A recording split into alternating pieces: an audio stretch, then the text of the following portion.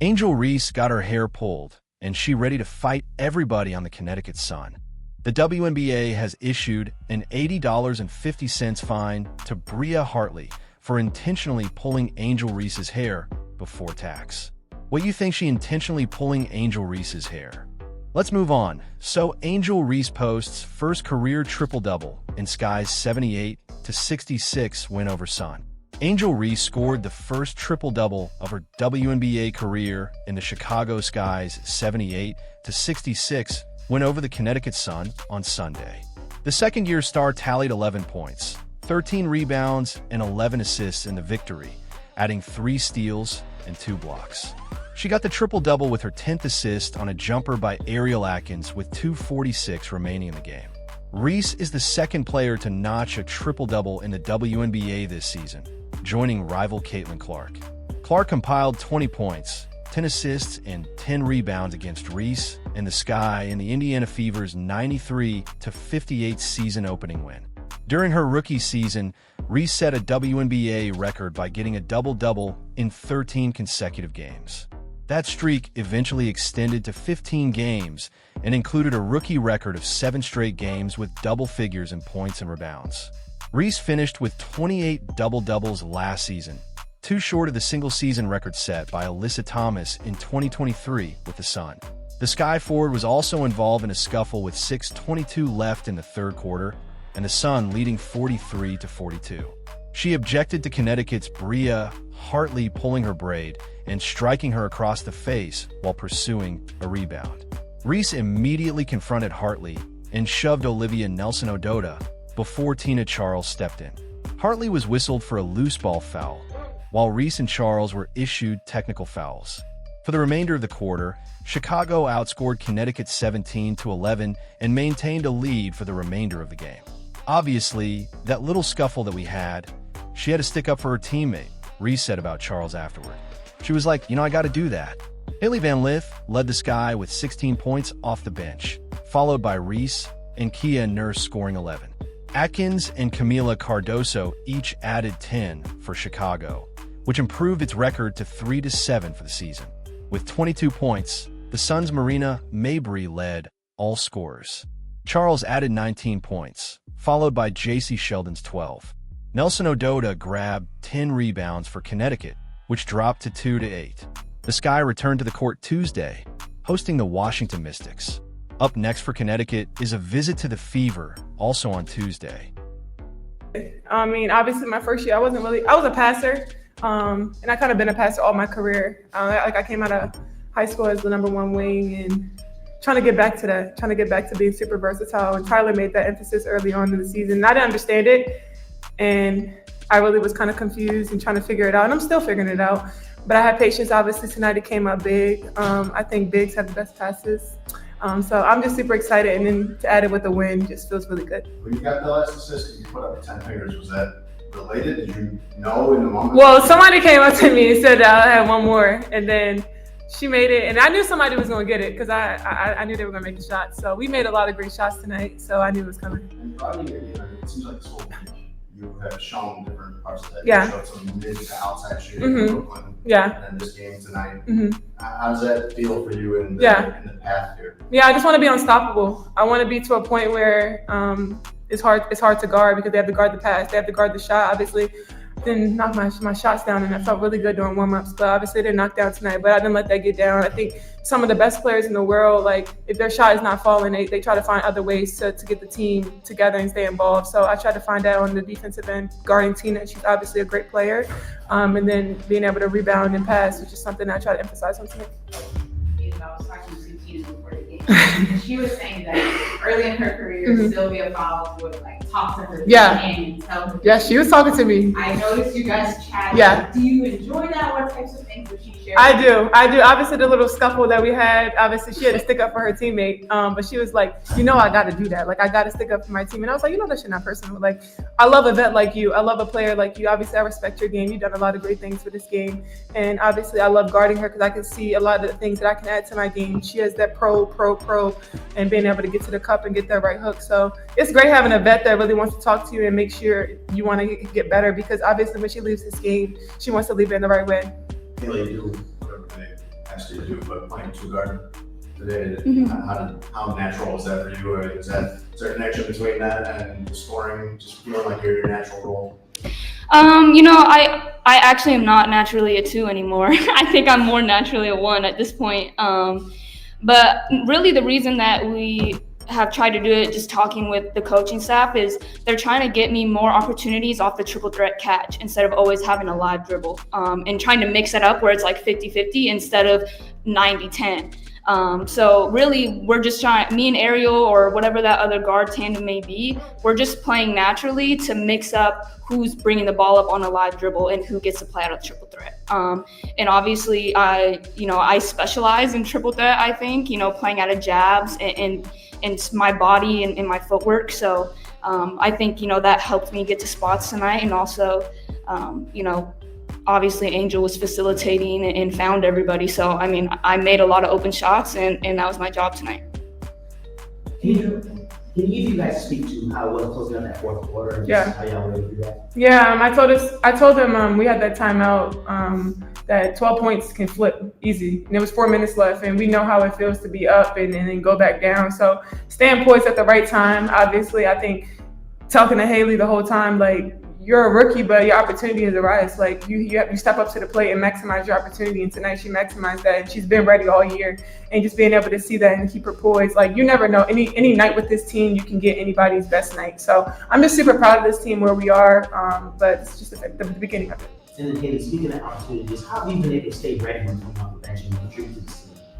Yeah, I think I've had opportunities that I haven't necessarily been ready for this year, but it is what it is. It's all a journey, and those times that I wasn't ready when I had an opportunity in the games to come in and impact, I watched the film and I learned from it. And I have people on the team like Angel, like Sloot, like Rachel Banham, who are continually talking to me and telling me that when it comes again, we want you to try again. Never lose that edge. And I've been in a good flow state this week, and so I was excited, and I figured if I came out and played well, he might give me some more minutes, and it was feeling good. I was in a flow, so hopefully I can carry it over to next game. Angel, did you come in with a little extra fire today? You're always a very passionate player, but it just looked like even...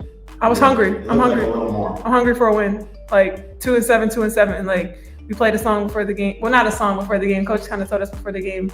In the 90s, there was music. All the music was desperate. Men were desperate, and they were desperate, and we were desperate tonight. And we played a song that was desperate in the locker room. Men are desperate. You're right. In the 90s, they were pretty desperate. They was outside the house with a boombox, and you know. I wasn't alive yet, but Yeah. But yeah, we were super desperate tonight. 2-7. Like, we wanted this win bad, and we knew we could come in here and get that. And after a long trip, it was this hell getting here, as you guys all know. Yeah. We wanted this bad, and going home with the win feels really good. And I talked to Elizabeth before the game. She seemed to take a lot of pride in specifically mentoring you and Camilla. Yeah. You guys play such similar positions. So Yeah. if you could talk a little bit about what it's meant to have a leader like her on the team and what you kind of learned from her both on and off the court. Yeah, she's great. It's very hard to get her out of her emotions. Obviously, she stays even the whole entire time. And you need a player like that because I'm energy. I'm always going. I'm always loud. And Ewell just stays the course the whole time. Obviously, she doesn't complain.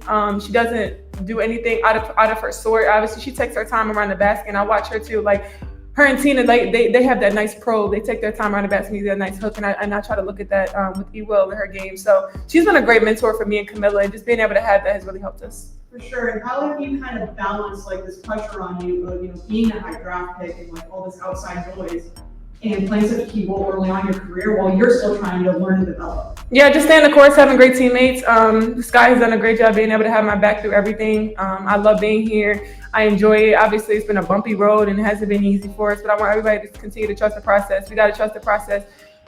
Coach Starkey, Bob Starkey, he texted me the other day and was like, "Look at the best players. They always struggle. They always have struggled with a crazy season. Their first couple of years. Simone, look at Asia. Like all the best players. When you're a top draft pick, you get drafted to one of the worst teams. So, not saying that we are the worst team, but I'm just saying it's going to be take time for us to get better and be patient. I want the fans to like just be patient with us. Like it's going to take time. We're trying to get better every day and give us some grace." I think it was the first shot you hit. It was a three on the left side. So the first time. Mm-hmm. You kind of got the ball in an awkward position, gathered yourself, got it. Was that a moment where you just felt like I'm really poised, I really got it going today? Yeah, I mean, honestly, I felt that way when I went to warm up today. Sometimes when you play and you're a player, like you just know when you have that feeling. And I just had that feeling today. I had it yesterday in practice. I actually felt pretty good in my minutes against Atlanta. So, I felt like if I can just carry over a calm like state of mind where I'm literally just playing instinctually, that was my goal today. So I knew I was just going to play off my instincts, and I felt good in warm-ups. Just quickly on Michaela, she had a really nice night. What do you guys see? Obviously, that's another great player that just never complains. She's the biggest cheerleader on the bench. She always comes in with so much energy, and you always need a player like that. Like, Michaela's our glue. Like, she always comes in, she plays hard in practice, every drill, every opportunity. She always comes in and maximizes it. Even if she doesn't have a great game scoring, she always comes in and defends. She comes in, she never complains. She's just a great teammate, and that's somebody you always want to have. Like, she's like our sixth man, the sixth man that comes in and just always is there for us. And I really love that from Michaela because obviously, no, she was rookie of the year. She came in and great, and obviously things have just been up and down for her, but she's never put her head down. She's always put her head down and worked and just maximized everything. So I'm super proud of her. So this is for like all the girls who look up to you both. And I was just wondering, obviously it's been a tough start to the season. You both faced a lot of pressure. What are mental tools that you both use that help you stay focused on that? Yeah, for me, I think I pray a lot. I kind of just try to pray and stay the course. I trust God. I don't think He would give me anything that I couldn't handle. I always say no weapon formed against me shall prosper. And I think that as long as I continue to stay the course and trust the process, I know things are going to work out. Not at my speed, but at God's speed. So I just take my time and do that. We got time for 2 on. Oh, sorry. Go ahead. Yeah, no, along with what Angel said, like faith is huge. I think believing in something greater than yourself or believing in connection to things outside of basketball is huge. And at the end of the day, like no matter the battle, the hardship I face on the court, at the end of the day, like I serve a good God. And so I take comfort in that. So faith for me is huge. But if it's not faith for other people, just connect spirituality, enjoy things outside of what you specialize in. Sorry if you were asked this already, but best moment of your rookie season? Oh, I don't know. Yeah, I guess. It was fun. Obviously winning. Anytime we win, I think even when we played Dallas, like getting wins is the best feeling. So I wouldn't say that I feel like this win was better than any other win. But obviously, I'm happy with my performance. We've got time for a couple on Zoom. Carly and then Steven, please. One apiece, please. Hi, players. There was a timeout that March called around the 7:30 mark in the first quarter after Connecticut got out to a run. And then shortly after that, you guys just came out incredibly poised the rest of the game. What was said in that first quarter timeout that helped you guys lock in? I don't remember. I ain't gonna lie. Honestly, we just weren't executing anything. We weren't executing the looks that we wanted. We were missing our bigs wide open in the paint on the pick and roll. We weren't executing our coverages on defense. So the coaches just reminded us that at the end of the day, like we were beating ourselves in that moment. We weren't doing what we had prepared the game plan to do. And they didn't scream at us. It's just a fact. So they just told us the facts, and it was up to us to make an adjustment. We'll close out with Steven. Please unmute. Hey y'all, one quick one for Angel. So, you talked about the playmaking a whole lot this season and last season. Felt like the spacing for your bigs and how y'all kind of re-spaced off each other with your touches was impactful. Can you just talk about what's kind of gone into that process and how you've seen it play out for you all? Yeah, obviously it's not easy. Kind of transitioning back to being super versatile, being in that stretch forward position. I worked on a lot in the offseason, obviously, and on Rival, being able to get the rebound and go coast to coast and make some plays. Obviously, I think I've struggled in the last couple games with turning the ball over a lot. And tonight I tried to not turn the ball over as much and make the right pass and not try to always make the fancy pass, but make the easier pass. And I think tonight my teammates just made shots. They made a lot of great shots and made it super easy for all of us. So I'm just super happy where we are as a team right now, and just giving ourselves grace and giving it patience with Tyler and the rest of the coaching staff has just been good for us. Thanks, everyone. Thanks. Tyler will be next.